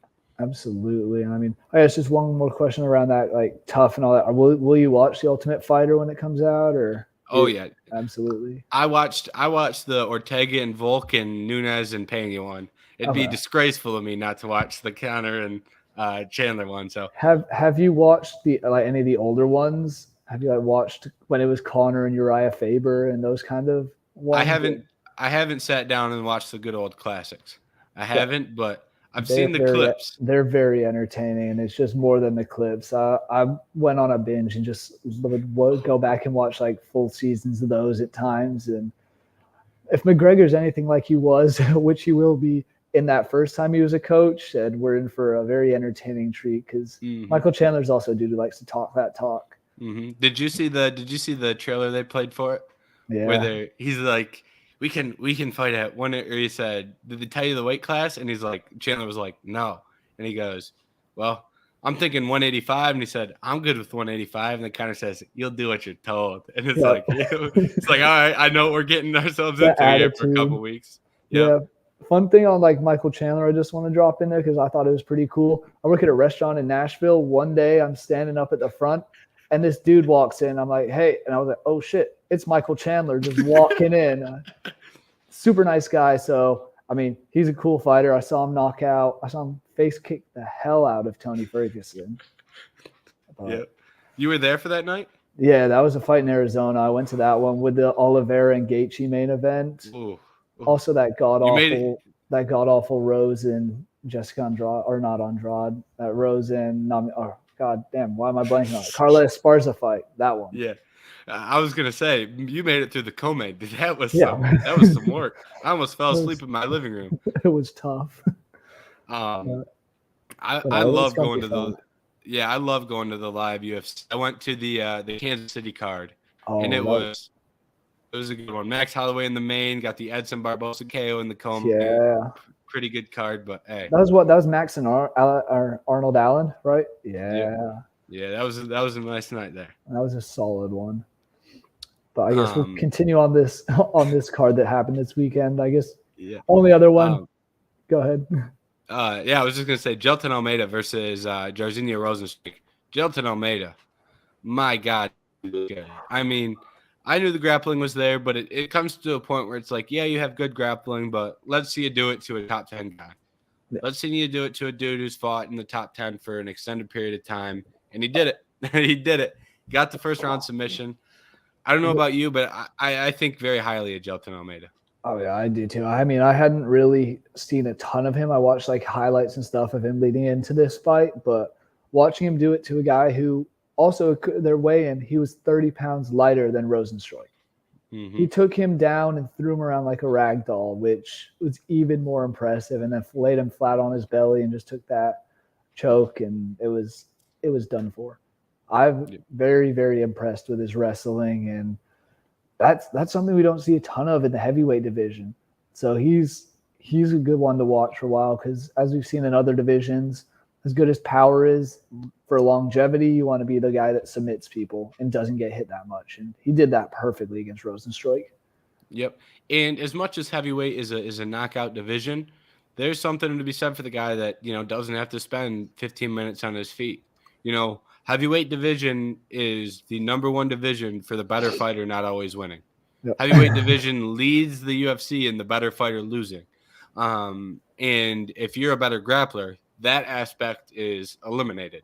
And heavyweight, that's a very good thing. And like you said, there aren't a lot of very good grapplers in this division. And it's not even a lot of like really good offensive grapplers. There's also like a lot of really bad defensive grapplers. Mm-hmm. Jairzinho Rosenstruik, well, he doesn't have outstanding defensive grappling. He's like not the worst. There's guys ahead of him that are worse. Cyril Gane's worse. Tai Tuivasa's worse.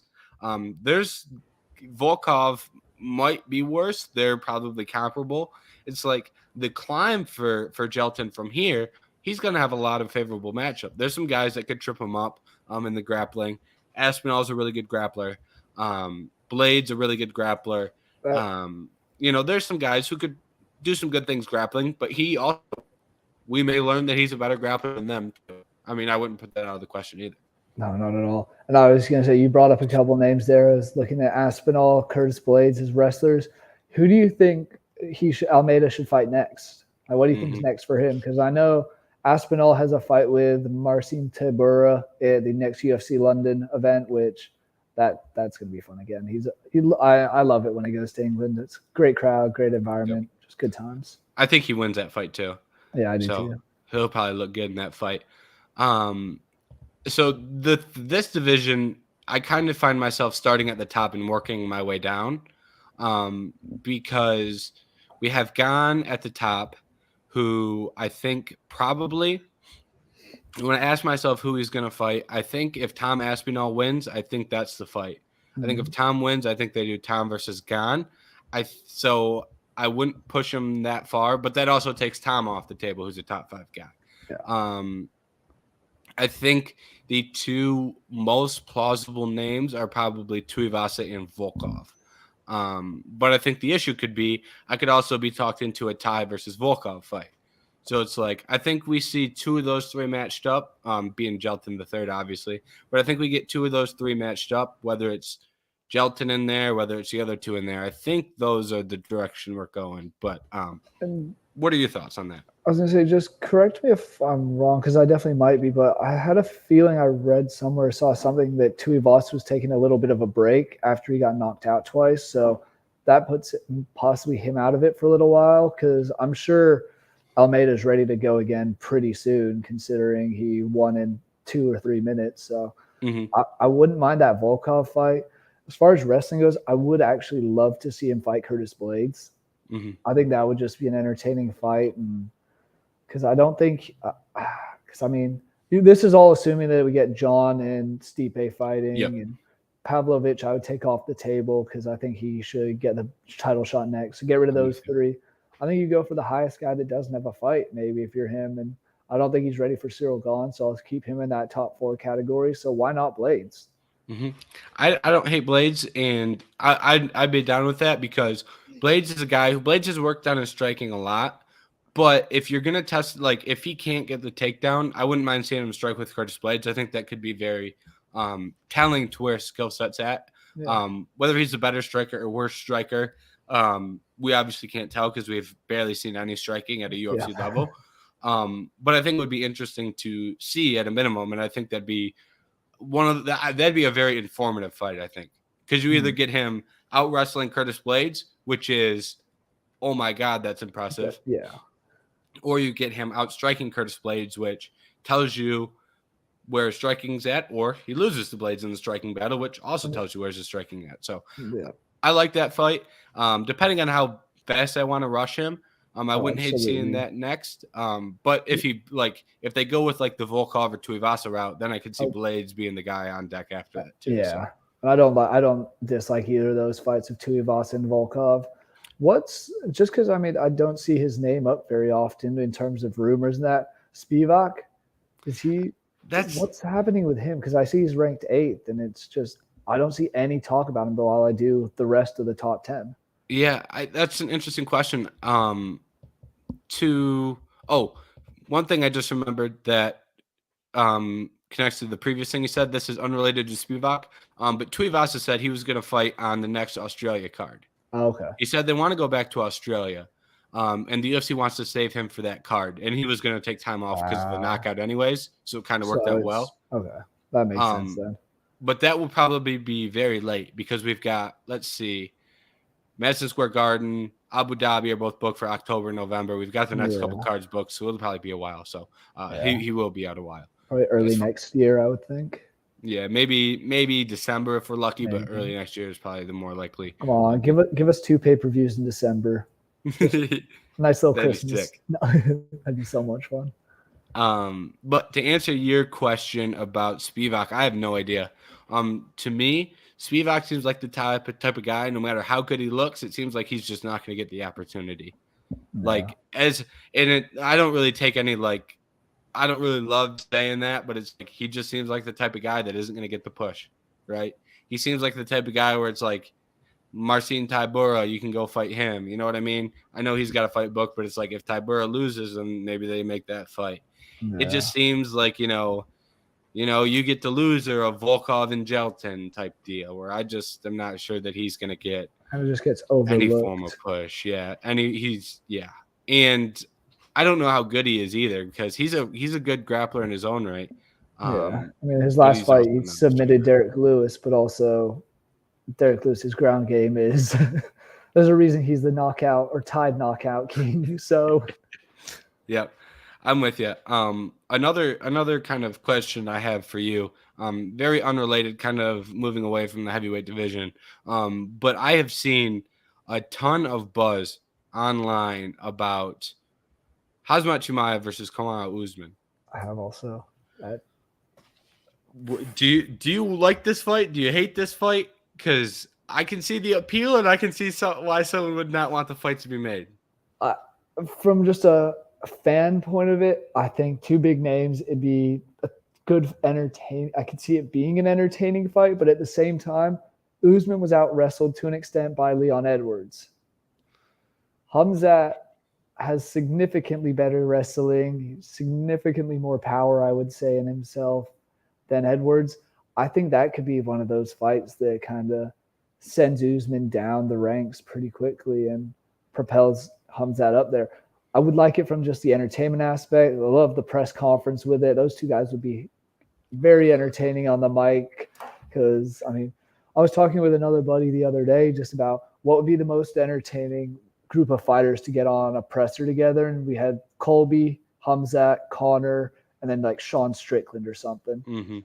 Because those 2, Khamzat and Kamaru, like to talk. So I think it'd be an entertaining fight. It's just, I think they're at completely different points in their career, but it makes sense. From a business standpoint, it makes sense. Because it seems like they're holding out for Colby.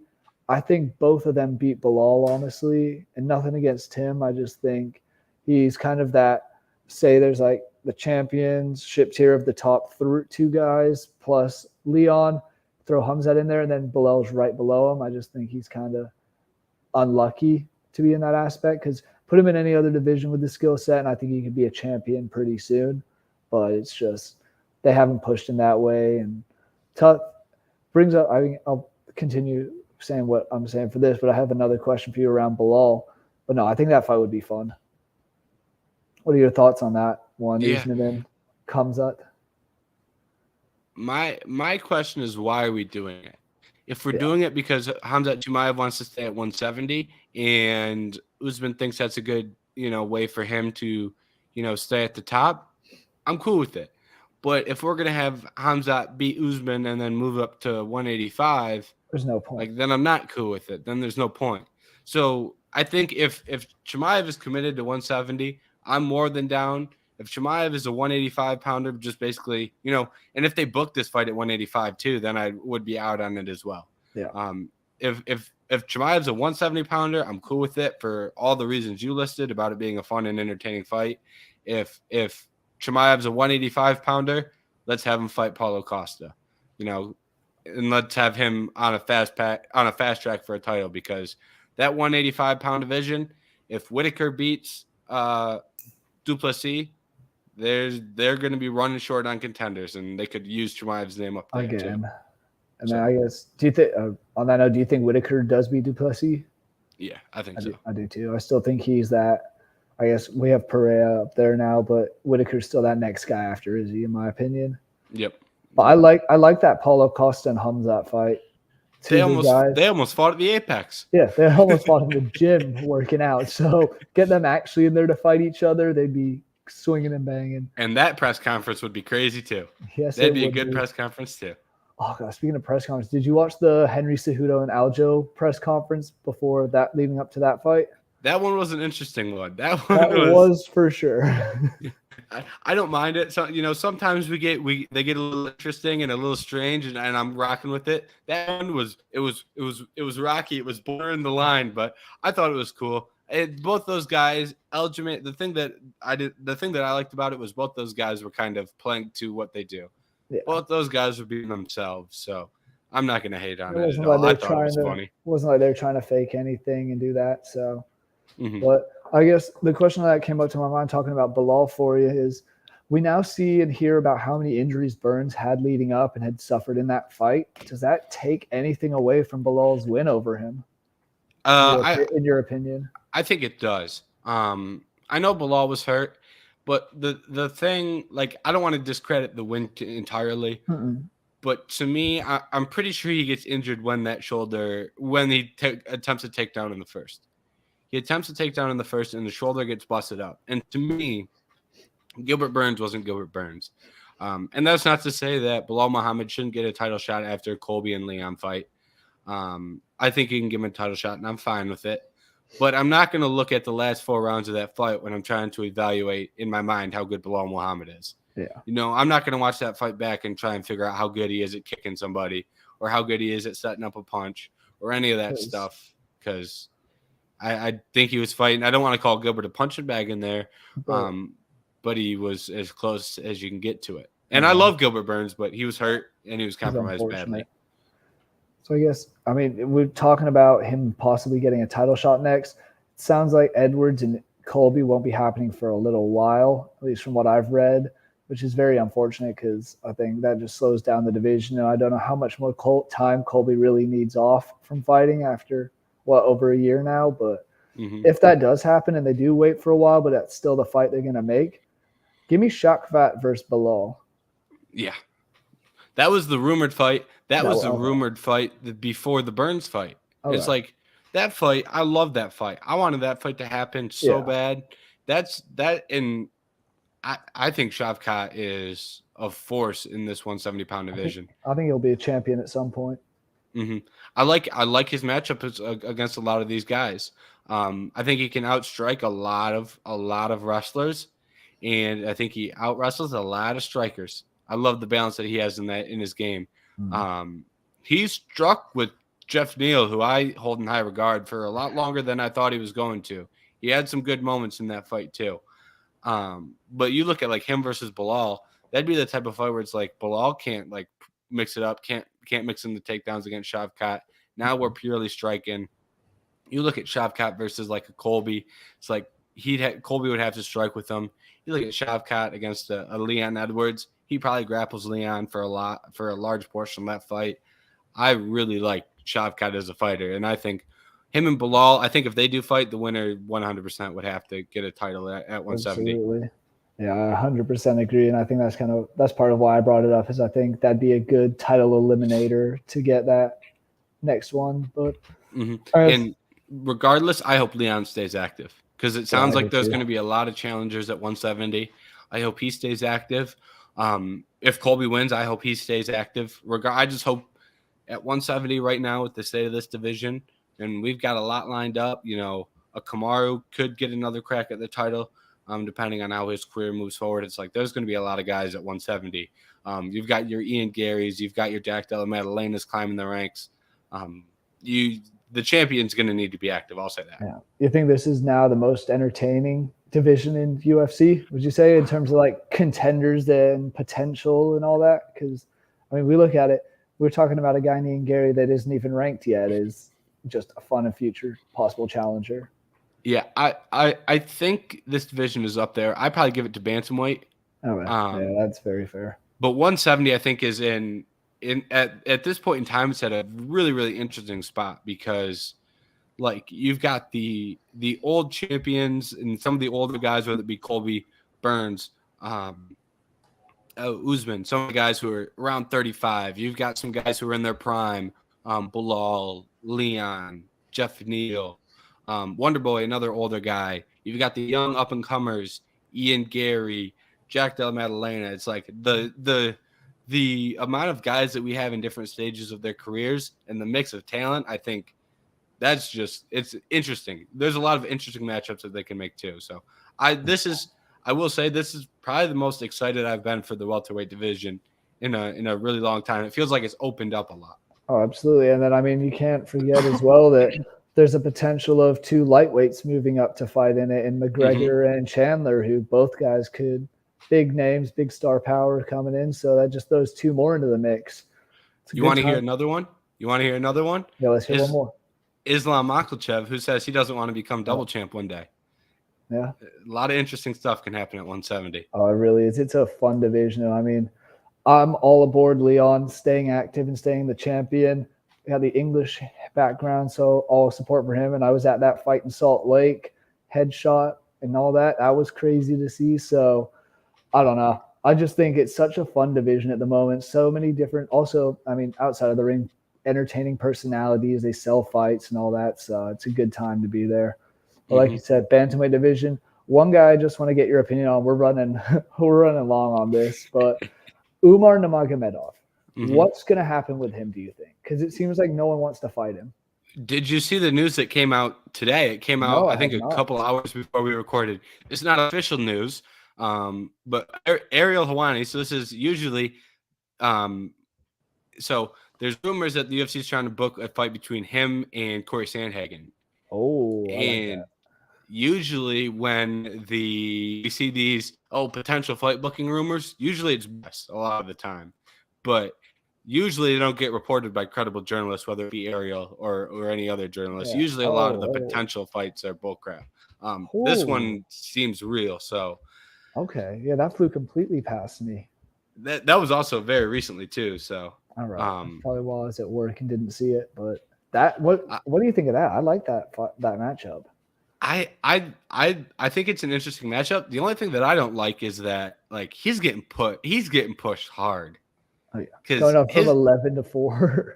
And his best win is he doesn't have a ranked win either. His best win is Ronnie Barcelos. So I would have liked seeing him in there. The fight that I thought would be cool would be him and Song Yadong. That's a fun one. I'm gonna really complain. I think Corey's kind of getting the short end of the stick here. I think for Umar, it's a great fight. I think it's an entertaining fight, interesting fight. I do think Sandhagen's getting a little bit of a short stick, having a great performance. And then he was like, I want to fight Merab, who's the toughest guy in the division. And he gets stuck in there with Umar. I think he's getting a little bit of a short end of a stick. Yeah, that is tough. But with that being said, fun and interesting fight nonetheless. And I think very highly of Umar as a fighter. Out of all those like upcoming Dagestani prospects that are related to Habib or friends with Habib, I think he's probably the one that might be the most talented, probably maybe second to Islam, but I think he doesn't get enough recognition for his talent level and his striking, I think is far really sets him apart. Yeah, it's a lot better than we've seen some of those other Dagestani guys, because obviously all their wrestling is insane. So the difference then you look at is who's better strikers, and he's definitely one of the better strikers of that heritage and that group of fighters. Yeah, and to answer your question, I do like the fight. I know I was kind of down on it there for a second. I like the fight. I just wanted to recognize that it is kind of a tough one for Corey to get stuck with. But it is. If I see that fight on an upcoming card, I will be excited. I will be excited, and it'll be an interesting one for Umar to see how he does, and that would be quite the fast track. And the only thing more impressive than getting fast tracked is pulling it off and winning the fight. So. Yep. Credit to him. Exactly. Yeah, I mean, we saw Pereira do it. Why not have Umar do it? Quick track, make a name for yourself, and become champion or something at some point. I'm honestly, I kind of have to head out of here soon. I do have one more question regarding like this upcoming pay-per-view event. We've seen a change in the headliner. It was already kind of, in my opinion, one of the weaker headlining fights. It was Amanda Nunes, just Juliana Pena for the third time. I think we saw how this one was going to go in the second fight, where Nunes just kind of wiped the floor with her the whole time. Now she's fighting Iran Aldana. What do you think much of that fight? Do you think she has any chance against Nunes, or think it'll be pretty easy work for the champion? I'll start by saying I like this fight a lot more. Yeah, I like this a lot more than the Nunes Pena 3. I think it's a lot more competitive, first and foremost. So I think that's a positive. And I have a tough time determining where Nunes is in her career, because the second fight with Pena, I don't think many fighters beat that version of her. But the fact that we saw the version of her that we saw in the first fight gives me a little bit more, optimism that she can lose, kind of concerns me a little bit. So I don't want to say that Aldana has no chance, but if Nunes comes in at 100% and is her best version of herself, I think she wins the fight. If not, I think Aldana could take advantage and get a here. But I think it would be more of Nunes losing night that she could win, rather than Aldana really putting on some outstanding performance that we never saw coming. Yeah, I agree. I think it'll be an interesting fight. It's just nice to have some fresh blood up there, someone new to fight, and that's for me the big thing in this division. It's kind of like, what was the one we were talking about earlier, where it's the middleweight division, where it just seems like we need to get someone new in there. That's the same with this women's bantamweight. So it'll be fun, new challenge, and shit. We have 2 or 3 technically Mexican champions at the moment. Why not add a fourth? Yeah, they're on a hot streak. They're on a hot streak. So if Irene Aldana gets it done, if that happens, they need to have a pay-per-view, main one in Mexico City or something. Yeah, if that happens, place your bets on Yair against Volkanovski, because apparently there's nothing happening. None of them are losing. So no, the Mexican fighters are taking over. I remember I did a story I might have done a story last year for Vendetta about how is the Australian takeover, and that now it's the Mexican takeover. Yep. So it's head to head too, against Volkanovski. So yep, absolutely. But is there anything else UFC wise you want to touch on briefly? No, I think I am all good. We ran through the list of topics today too. We got through all the NBA news. We recapped the UFC card. We threw out some UFC rumors, some UFC news, some UFC questions. I think we covered a lot of bases here today. We did indeed. And sports world only keeps moving as quickly as possible. We got Game 7 tonight. I'm going to just drop that out there. Kraken Stars. Should be fun. I love me some playoff hockey, but different stuff for a different day, I'd say. Yeah, not a big hockey fan myself, but I do like playoff hockey, so I'm gonna have to turn it on. There's nothing like not watching hockey all year and then being like, all right, it's playoff time, let's go. That's the type of hockey fan I am. Hey, it's kind of like how we all are or a lot of us are with college basketball to an extent. Goes on all season. I try every year to watch more and more in the regular season, so I know more about when it comes to March, and kind of disappoint myself year after year when it comes to it, because I get distracted by NBA and NHL. But nothing beats March Madness, in my opinion, in terms of sports, except for playoff hockey. I love playoff hockey more than virtually everything but the World Cup, Olympic sort of stuff. So it's a good time. Sports are great. This is why we do what we do and love what we do. That's right. And tomorrow we'll have two more Vendetta members sitting in the chairs for the daily show. So me and Jerry Walker are out for the day, but make sure that you guys tune in tomorrow for the daily show.